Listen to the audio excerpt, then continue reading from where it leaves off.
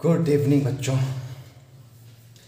बच्चों क्या हुआ था कि मैं सुबह को केमिस्ट्री का वीडियो इसलिए डाला कि कल बहुत लेट रात हो गया था। मतलब वीडियो बनाते बनाते मुझे बहुत काम भी थे, तो मैं कल केमिस्ट्री का डाल दिया सिर्फ, और मैंने शाम को रख दिया मैथमेटिक्स का। ठीक है। और एक बात बच्चों कि कुछ बच्चे, क्या एक दो बच्चे जो थे वो हमसे बोल रहे थे, गौर से सुनिएगा एक बार, कि सर जो हम लोग पढ़ रहे हैं, जैसे ट्रिगोनोमेट्री पढ़ रहे हैं, हम लोग सेट्स पढ़ रहे हैं, हम लोग केमिस्ट्री पढ़ रहे हैं, सर इसका रियल लाइफ में यूज़ कहाँ है? ये क्वेश्चन समरजीत ने पूछा था कि सर इसका रियल लाइफ में क्वेश्चन मतलब कहाँ है इसका यूज़? केमिस्ट्री हम लोग पढ़ रहे हैं, स्ट्रक्चर बना रहे हैं, नेमिंग कर रहे हैं उसका, लेकिन रियल लाइफ में कहाँ यूज़ करना है हमको ये समझ में नहीं आ रहा। तो बच्चों संडे को मैं डिटेल में हर एक चैप्टर का यूज़ बताऊं कि रियल लाइफ में हमारी ज़िंदगी में वो चैप्टर कैसे कैसे यूज़ होता है। तो संडे को जो वीडियो आएगा मैं उसमें डिटेल में बताऊंगा इस बारे में। ठीक है, ओके। और एक ही बात कि कुछ बच्चे ये भी बोल रहे थे कि सर थ्योरी तो रहता है सर, प्रश्नवाली के साथ क्वेश्चन भी समझाते तो ज़्यादा बेहतर होता। ओके, मैं ये बात को मैं नोट किया हूँ कि हाँ कुछ बच्चे जो हैं सिर्फ थ्योरी पढ़ के और होमवर्क देता हूँ, तो मुझे ज़रूरत हमको महसूस हो रही है कि मैं जब वो होमवर्क बनाता हूँ उन लोगों के साथ, जैसे वो लोग होमवर्क बना के भेज देते हैं, फिर मैं जब उसको कल होकर समझाता हूँ तब वो ज़्यादा अच्छे समझते हैं। जैसे केमिस्ट्री में भी काशिद अंसारी, समरजीत, फिर सोनू कुमार झा है, और भी बहुत बच्चे हैं। अभी कोई मंजू पाल बच्ची आई है, फिर मधु कुमारी, तो ये सब बच्चे जो है कि रेगुलर देख के अब सीखते हैं, बनाते हैं। शमशेर आलम, उबैदुल्ला, ये सब भी बनाना शुरू कर दिए हैं अब।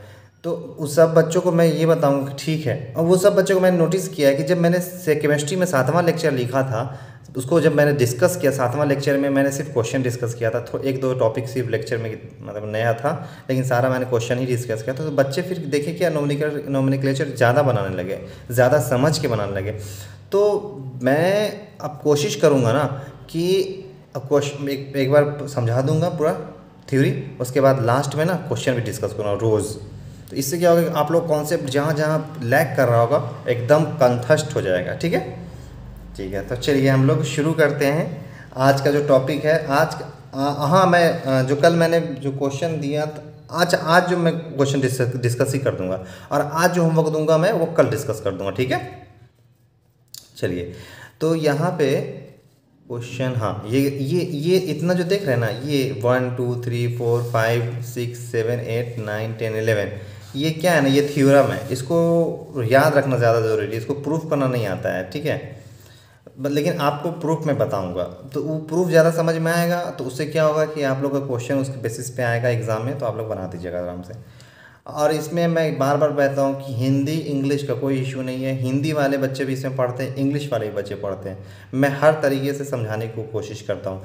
तो फटाफट क्या कीजिए आप लोग, जो ये जो यहाँ मैंने ऊपर देख रहे हैं थ्योरम, ये सारा थ्योरम क्या कीजिए उतार लीजिए, अपने कॉपी पर उतार लीजिए। पीडीएफ मैं दे दूंगा, पीडीएफ दे दूंगा मैं। तो बहुत सारे बच्चे देख रहे हैं पीडीएफ, और भी बच्चे जो नई वीडियो देखते हैं उनसे भी शेयर करते हैं शायद, तो मैं पीडीएफ दे दूंगा, फिर भी मैं दे दूंगा, कोई दिक्कत नहीं है। एक बार आप लोग खुद देख लीजिए और एक बार इसको उतार लीजिए। ठीक है, मैं दिखा दिया। अब चलिए, अब मैं पहला क्वेश्चन को प्रूफ करता हूँ। ठीक है, पहला क्वेश्चन क्या है, देखिए सेट बनाते वक्त बोरिंग लगता है कि दिमाग, हाँ बोरिंग, जब मैं 11th में था मुझे बोर लगता था कि मैं पढ़ तो रहा हूँ यार, लेकिन इसका यूज़ कहाँ करना है यार, मुझे समझ में नहीं आ रहा। तो मैं वो कन्फ्यूज़न आप लोग को नहीं होने दूंगा, मैं वो बताऊंगा कि इसको यूज़ कहाँ करना है, टेंशन मत लीजिए। चलिए पहला क्वेश्चन क्या है कि ए सबसेट है बी का। सर हिंदी वाले, अच्छा चलो भाई, ए समुच्चय है बी का, दोनों मैं बताता हूँ। तो क्या करना, प्रूफ डैट। अच्छा ये प्रूफ डैट जो देख रहे हैं ना, ये मतलब इसका रिजल्ट है। ठीक है, आप इस आपको ये याद करना कि अगर ये इसका सबसेट है तो ये होना चाहिए, जहाँ कोई सेट होगा सी। तो मैं बताता हूँ, चलो। तब आपको बताना है कि ए क्रॉस सी भी उप समुच्चय होगा बी क्रॉस सी का, ये उप समुच्चय। ठीक है, उप समुच्चय सबसेट। ठीक है, जहाँ सी कोई समुच्चय, कोई सेट है। देखिए ये प्रूफ, अब मैं हमेशा आप लोगों को बताता हूँ एक बात याद है, मैं हमेशा बोलता हूँ कि मैं प्रूफ दोनों तरीके से करता हूँ, एक बार किताबी भाषा से और किताबी भाषा को समझाने के लिए एक बार एग्जांपल लेता हूँ, ठीक है। तो पहले चलिए किताबी भाषा से करता हूँ, फिर मैं समझाऊँगा तो ज़्यादा समझ में आएगा।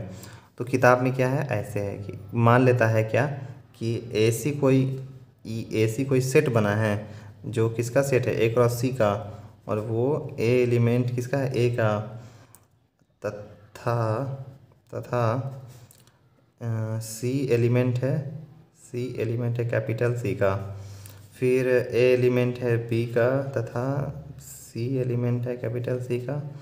और फिर यहाँ पे क्या किया, यहाँ पे बोल दिया कि ए क्रॉस सी सबसेट है बी क्रॉस सी का, नहीं, और यहाँ पे बता दिया ए सी एलिमेंट है बी क्रॉस सी। तो ये सब देख के आपको लग रहा हो कि क्या क्या क्या क्या क्या क्या हुआ। तो मैं अब जैसे बोलता हूँ कि बीज, इसको समझने के लिए मैं क्या करता हूँ, मैं एग्जांपल लेता हूँ। चलिए ये आप समझिए किताब में ऐसे लिखा हुआ है, अब इसको समझिए, अब यहाँ पे गौर दीजिएगा, अब गौर कीजिएगा यहाँ पे, ठीक है। मैं इसी को प्रूफ करूँगा लेकिन यहाँ समझा कर, यहाँ पे बोलिएगा सर आप चालाक बन रहे हैं सर, ये ए का इससे आया, ठीक है। माना की समझता है, माना की लेट, है ना, तो समझ लो ना, ये ए क्रॉस सी को हम लोग रिलेशन ए और सी में रिलेशन निकालने के लिए क्रॉस लगाते थे, याद कीजिए पिछले लेक्चर में बताया सर। तो और इसको क्या करते थे, ऐसे करते थे कि ए कोई सेट रहता था, जैसे कि मान लीजिए एक ए सेट है, आप सी कोई सेट रहता था, सी लिख दिए, तो ए क्रॉस सी करते तो कैसे लिखता था तुम लोग, ए सी कर कैसे घेर देता था सर, और अच्छे से, ठीक है। ए अगर तुमको ए बी लिखते हैं, बहुत बड़ा हो जाएगा, फिर सी इक्वल टू अगर ए डी ए लिखते हैं, तो इसका ए क्रॉस सी मतलब ए और सी के बीच रिलेशन कैसे निकालता था तुम लोग, पीछे बनाया था ना, इसको निकालता था ए डी, फिर ए फिर बी डी, फिर बी ए, ऐसे रिलेशन निकालता था ना, याद करो पीछे निकाला था। हाँ सर, हाँ क्लियर हो गया, मतलब ए क्रॉस सी को ऐसे निकाल देते हैं। हाँ, तो ऐसे ही ए को अगर मान लेंगे ए कोई सेट है जिसका समुच्चय है, जिसका समुच्चय में एलिमेंट ए है, सी कोई सेट है जिसका समुच्चय में एलिमेंट सी है, तो इसका ए क्रॉस सी ऐसे निकलेगा कि नहीं निकलेगा, एकदम देखो ध्यान से, एकदम समझा रहे, ध्यान से समझो, ऐसे निकलेगा कि नहीं निकलेगा, हाँ सर निकलेगा। तो देखो यही क्या किए, यही मान लीजिए ए सी क्या है, ए सी एलिमेंट है ए क्रॉस सी का, देखो ए सी एलिमेंट है, ये जब रोस्टर फॉर्म के अंदर ये पूरा क्या हो जाता है, एलिमेंट हो जाता है ना, यहाँ कॉमा दिए तो क्या कि ये है एक ठो में, नहीं सर एक ठो वर्ड होता है, अरे भाई जब ये ब्रैकेट लगा देते हैं ना तो ये पूरा मिलके एक हो जाता है। हाँ हाँ सर, अब ठीक है। तो ए सी किसका एलिमेंट है, ए क्रॉस सी का, तो हाँ सर है। चलिए इतना क्लियर है।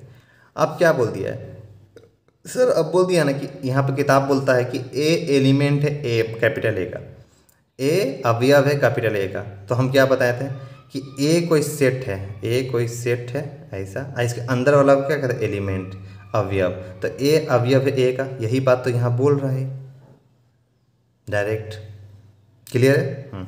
अब यहाँ क्या बोल रहा है, सी सर यहाँ लिख रहा है कि सी एलिमेंट है कैपिटल सी का, ओ तो सी मतलब कोई बड़का सेट है, कोई समुच्चय, तो देखो यहाँ पे सी समुच्चय है जिसको माने थे, तो सी एलिमेंट है, ये अंदर वाले को एलिमेंट बोलते हैं, तो सी एलिमेंट है सी का, तो यही लिखा है यहाँ पे सी एलिमेंट है सी का, सी अवयव है सी का। तो सर ए एलिमेंट है बी का, तो बी का तो कोई समुच्चय नहीं है, तो ए एलिमेंट कैसे हो जाएगा बी का, अरे सर अब फंस गए आप, अरे भाई मेरे, ये तो हमको पहले ही क्वेश्चन में बता दिया है कि ए सबसेट है बी का।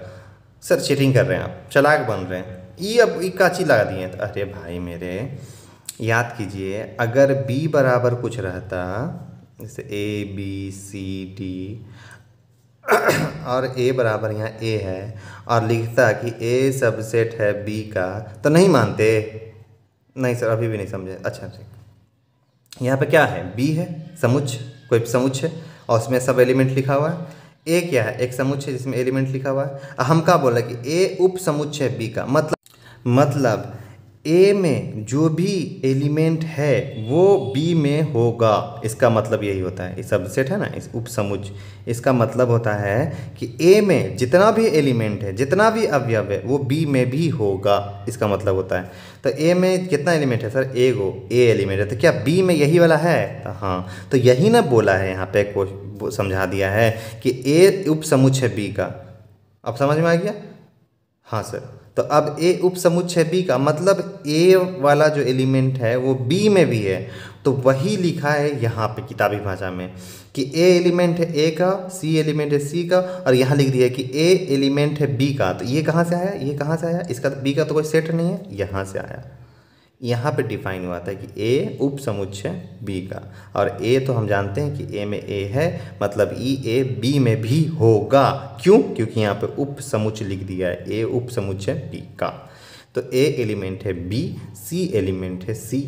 ये तो आप जानते हैं कि सी बड़का को समुच्चय, इसमें सी कोई है, तो ये दीदी तो बड़का को सी एगो समुच्चय बनाया हुआ है, इसमें एगो सी है। तो अब क्या? अब बी क्रॉस सी, तो ई बी और ई सी को क्रॉस किए, यहाँ वाला समझाइए सर।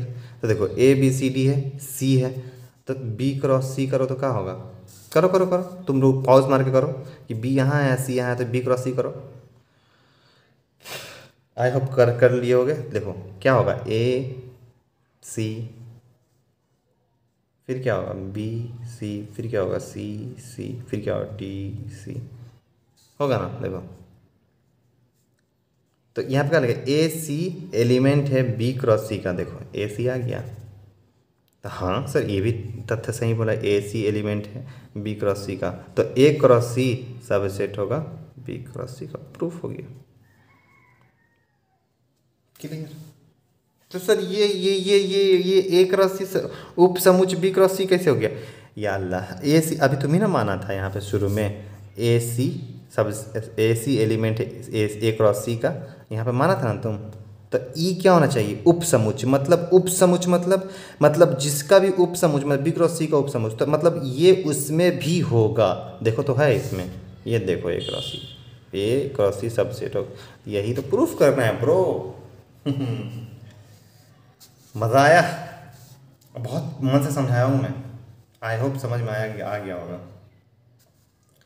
चलिए अगला टॉपिक क्या पढ़ाने वाला था मैं?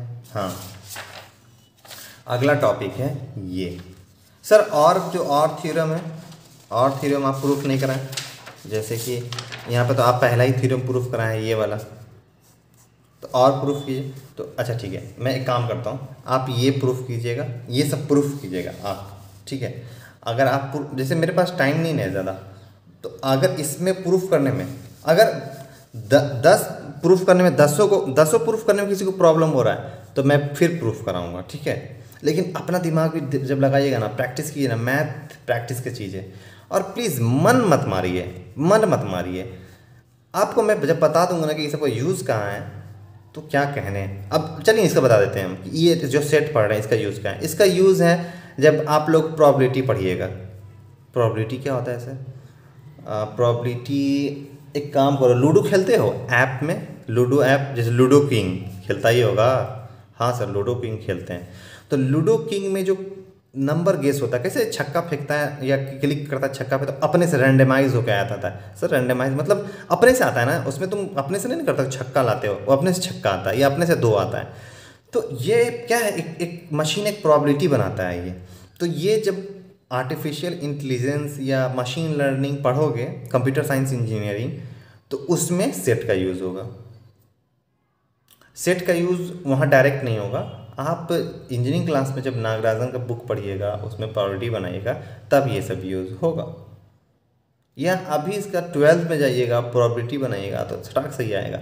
अब फिर प्रोबेबिलिटी में इसका यूज़ होगा, अब फिर प्रोबेबिलिटी आपके गेम बनाने में यूज़ होगा। तो समझ रहे हैं ये क्यों इम्पोर्टेंट है?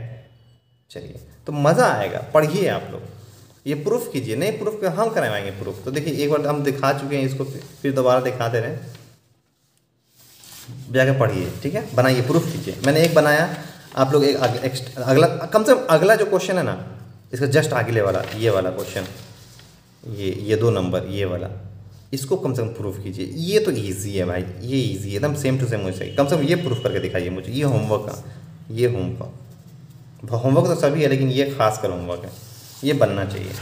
चलिए अगला क्वेश्चन मैंने बोला था क्या कि यहाँ पे क्वेश्चन है कि अगर आर कोई है, कुछ कोई आर है, कोई समुच्चय है, वो संबंध रखता है किससे, ए क्रॉस बी से, तो अरे यहाँ पे आ गया। अभी मैंने पिछले सेक्शन में पढ़ाया था कि रिलेशन में डोमेन रेंज नहीं पढ़ना है, लेकिन अब जहाँ पढ़ना है वहाँ आ गया। जब जहाँ आ जाता है तो मैं वहाँ डिटेल में पढ़ाता हूँ आप लोग को क्लियर पता है। तो यहाँ पे मैं आप लोग को समझाता हूँ कि रेंज क्या होता है, मतलब प्रांत क्या होता है, सॉरी प्रांत मतलब डोमेन, सह प्रांत मतलब को डोमेन, और रेंज मतलब परिसर। मैं एक बार दिखा देता हूँ, प्रांत, प्रांत मतलब डोमेन, परिसर मतलब रेंज, और सह प्रांत कहाँ गया, सह प्रांत नहीं लिखा मैं, सह प्रांत मतलब होता है, सह प्रांत मतलब को डोमेन। ठीक है, ये सब कैसे कैसे होता है मैं बताता हूँ। ठीक है, एक क्वेश्चन ले लेते हैं समझाने के लिए। ठीक है, एक क्वेश्चन ले लिया मैं, क्वेश्चन मिल जाता अच्छा सा जिसे मैं समझा सकता था।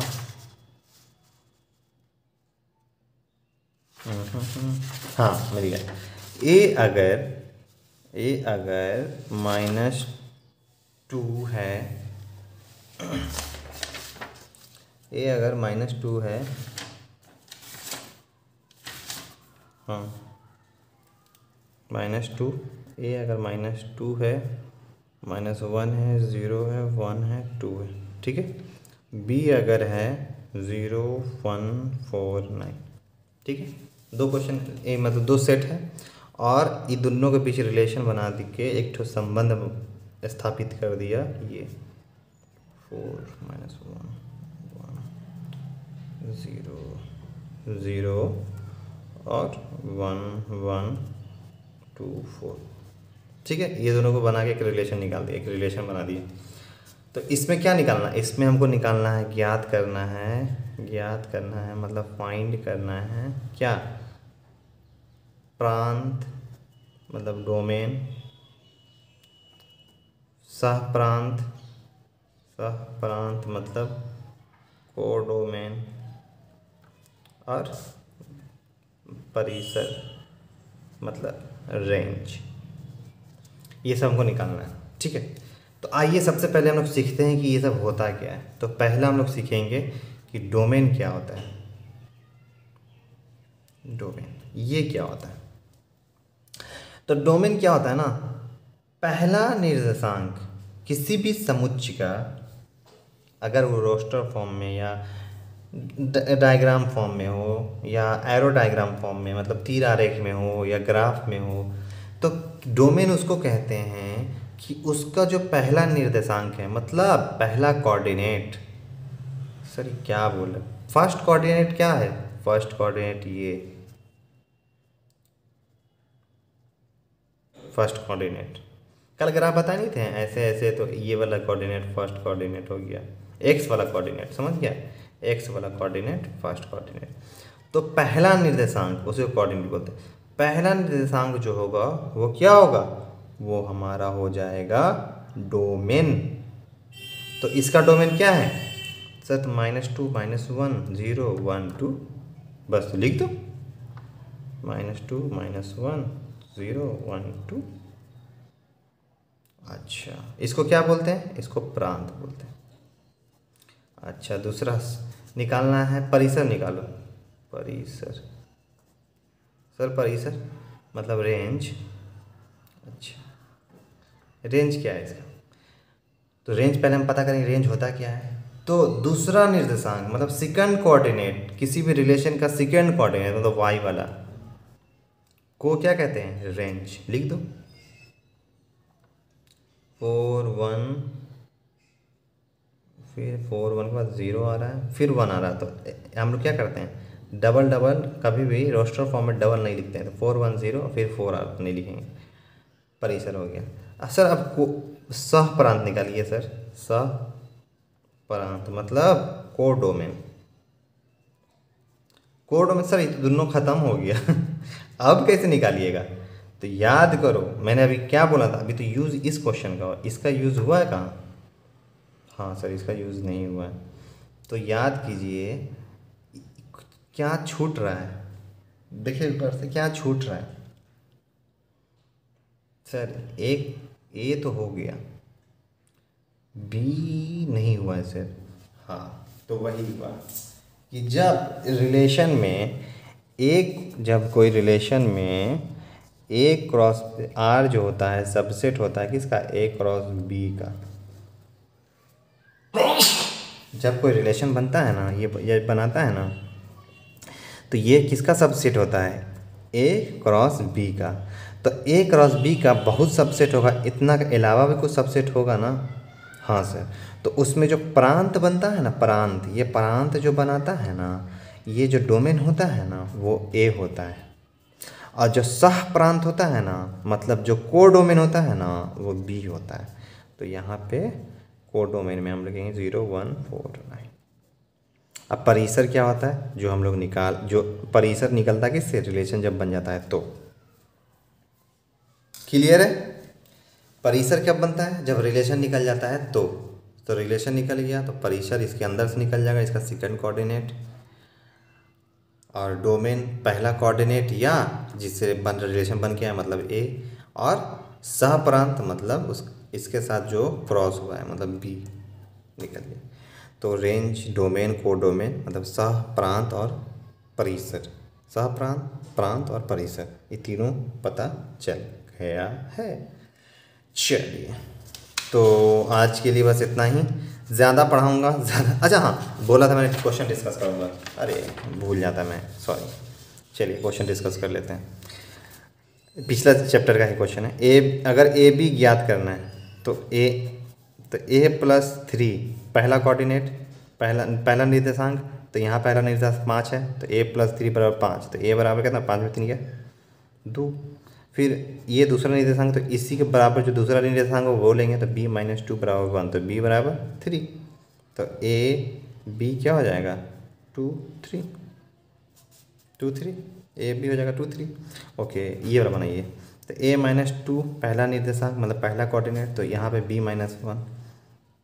फंस गए सर, अरे कैसे फंसे यार, देखो ना इधर जाएगा तो 1 हो जाएगा पहला समीकरण।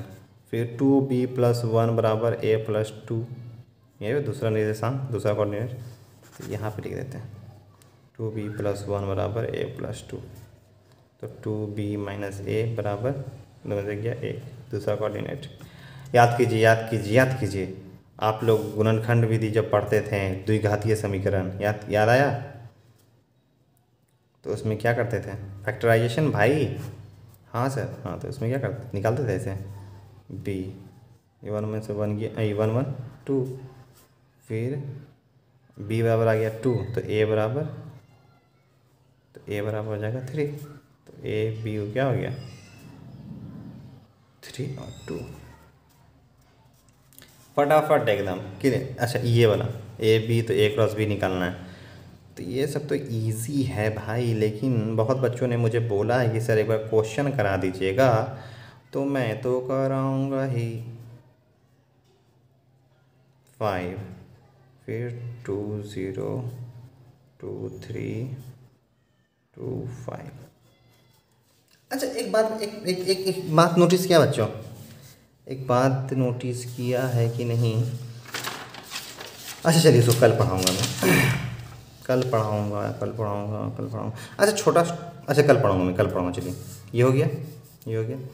और आज का क्वेश्चन होमवर्क, मतलब आज का होमवर्क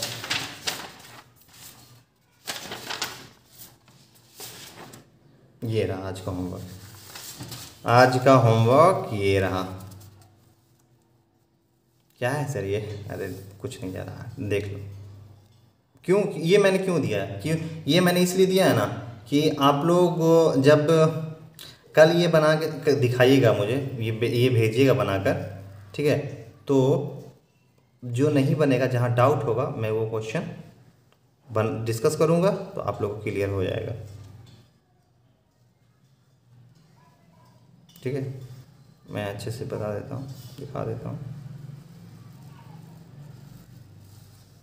ये हिंदी इंग्लिश दोनों में है, ठीक है, मत सोचना कि सिर्फ हिंदी वाले के लिए, इंग्लिश वालों के लिए, हिंदी इंग्लिश दोनों में मैंने रखा है।